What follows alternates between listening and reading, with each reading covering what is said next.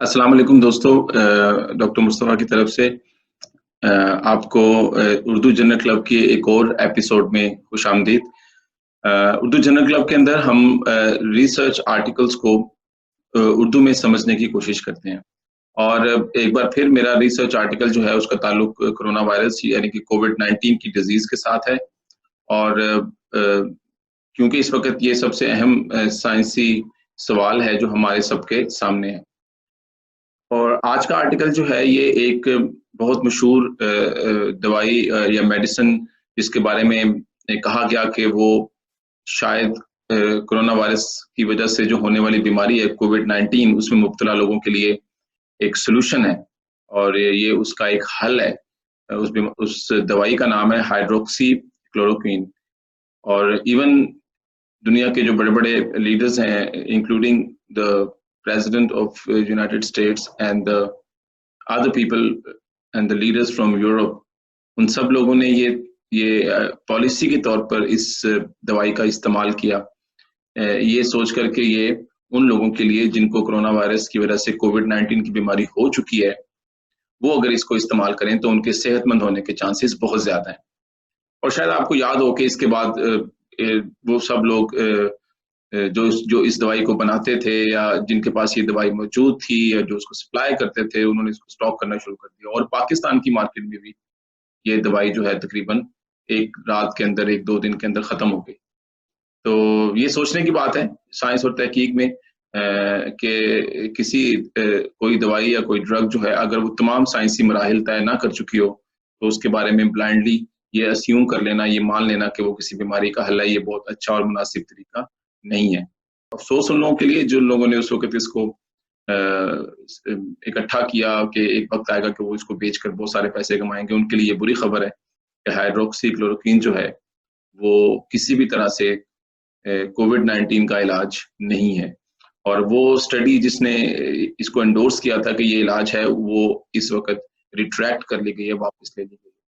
और इसलिए क्योंकि जो पेपर मैं आपके साथ आज शेयर करने वाला हूँ, ये new England journal of medicine में पब्लिश हुआ, जिसमें एक बड़ी कॉम्प्रिहेंसिव स्टडी किया गया ये पता लगाने के लिए कि क्या फ़र्क पड़ता है उन लोगों की सेहत में जिनको हम क्लोरोक्वीन हाइड्रोक्सी क्लोरोक्वीन देते हैं और as compare to those patients जिनको हम ये दवाई नहीं देते।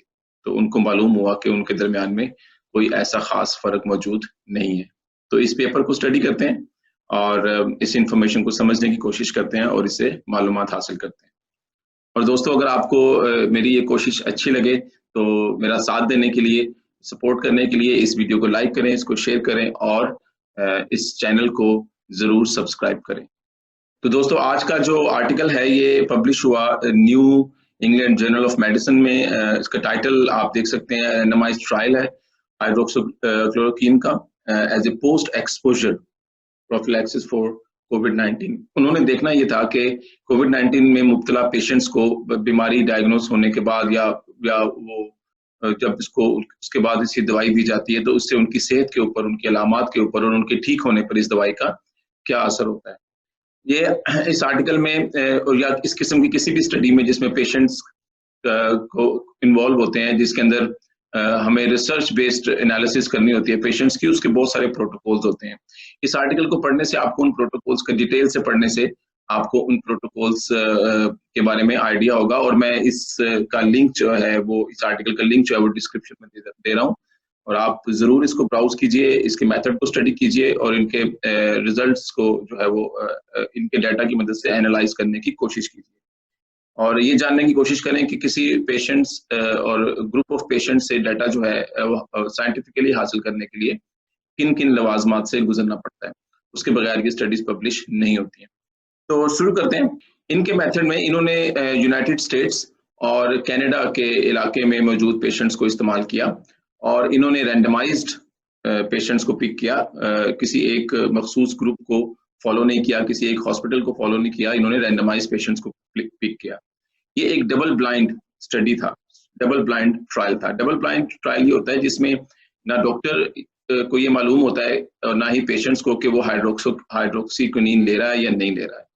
तो सिर्फ कोड्स में, नंबर्स में ये बात मौजूद होती है, लेकिन डॉक्टर दवाई देते वक्त ये नहीं जानता कि वो हाइड्रोक्सीक्विनीन दे रहा है या वो उसकी बजाय कोई और ड्रग जो है वो पेशेंट को दे रहा है। ये इसलिए किया जाता है आमतौर पे ताकि डाटा जो है वो एक्यूरेट हासिल हो, कोई बायस्ड उसके अंदर नहीं आए। ये एक प्लेसिबो कंट्रोल ट्रायल था। प्लेसिबो कंट्रोल ट्रायल ये होता है कि जिसमें हम एक तरफ तो हाइड्रोक्सीक्विनीन देंगे पेशेंट्स को, एक ग्रुप ऑफ पेशेंट्स को, और दूसरी तरफ हम एक ऐसा मॉलिक्यूल देंगे जो कि न्यूट्रल होगा, जिसका कोई खास असर नहीं होगा, लेकिन वो टॉक्सिक नहीं होगा, लेकिन वो हाइड्रोक्सीक्विनीन नहीं होगा। तो हम उन दोनों पेशेंट्स के अंदर आने वाले दिनों में सिम्टम्स में और उनकी बीमारी के ऊपर उनके असरात जांचने के बाद ये फैसला कर सकते हैं कि हाइड्रोक्सीक्विनीन की वजह से क्या तब्दीलियां आई, और प्लेसिबो कंट्रोल जो हम इस्तेमाल कर रहे हैं, यानी कि ऐसा कंट्रोल जो कि हाइड्रोक्सीक्विनीन नहीं है लेकिन टॉक्सिक नहीं है, एक न्यूट्रल मॉलिक्यूल है, उसकी वजह से पेशेंट्स के अंदर किस तरह की तब्दीलियां आई।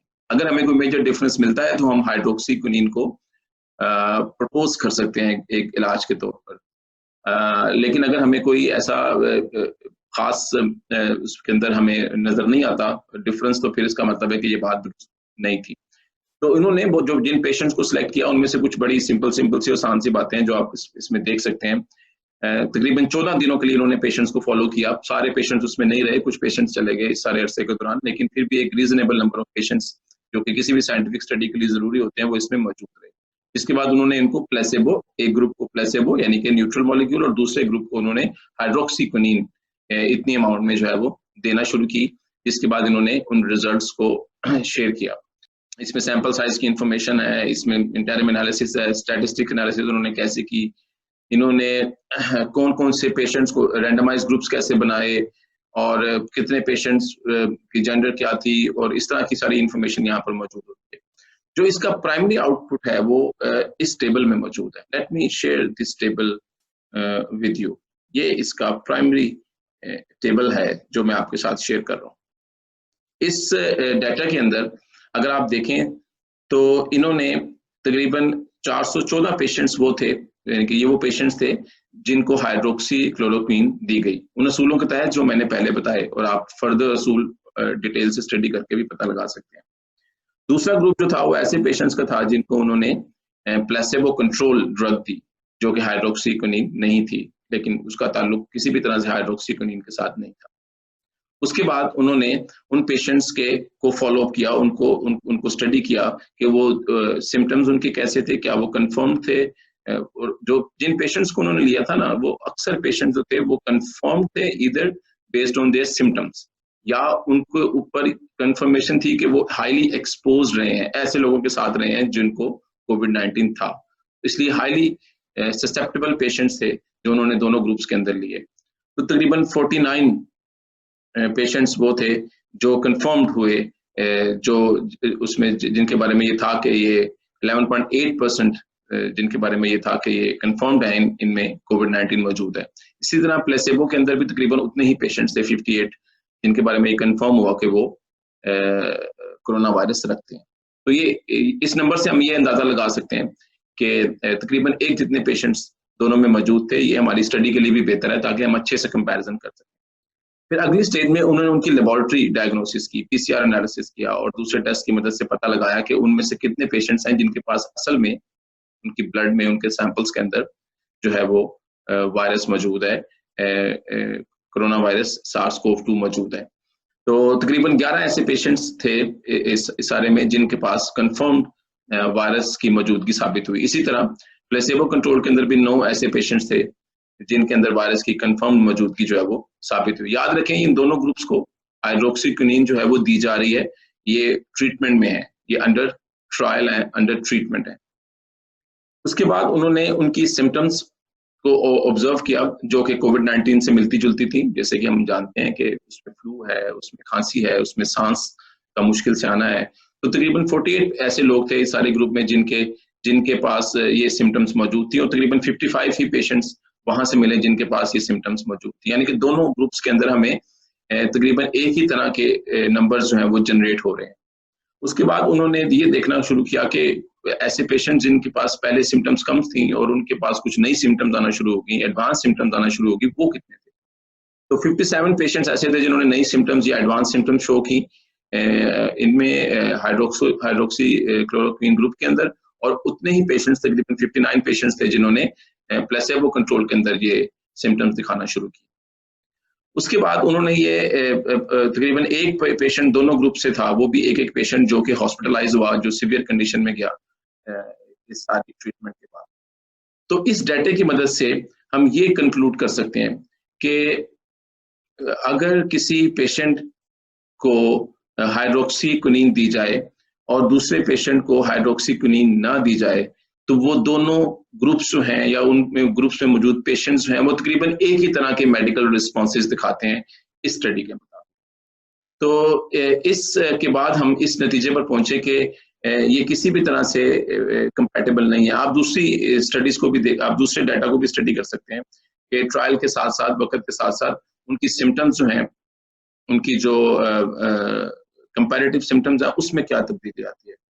तो जितना जो डाटा हाइड्रोक्सीक्विनीन ग्रुप दिखाता है, तकरीबन वही डाटा जो है वो प्लेसेबो ग्रुप ने भी शो किया। यानी कि वो लोग इससे पहले जो क्लेम कर रहे थे कि हाइड्रोक्सीक्विनीन की वजह से ही पेशेंट्स ठीक हो रहे हैं या वो वजह बन सकती है, उसका जवाब है नहीं, वो वजह नहीं थी, क्योंकि जिन पेशेंट्स को हाइड्रोक्सीक्विनीन नहीं दिया गया वो उन्होंने भी उसी तरह से रिकवरी शो की और उनमें भी उतने ही लोग हॉस्पिटलाइज हुए और उनके अंदर भी उतने ही तरह के सिम्टम्स जो है वो सामने आएंगे।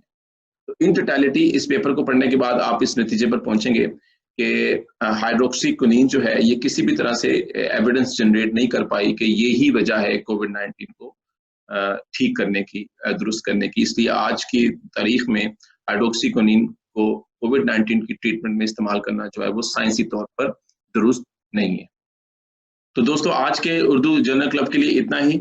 साइंसी तहकीक को पढ़ते रहिए, इसको जानते रहिए। इसके अलावा हमारे पास कोई शॉर्टकट नहीं है इल्म दुरुस्त साइंसी मालूमात तक पहुंचने का, और इसको अपने दोस्तों के साथ और दूसरों के साथ शेयर करते रहिए। डॉक्टर मुस्तफा की तरफ से अल्लाह हाफिज।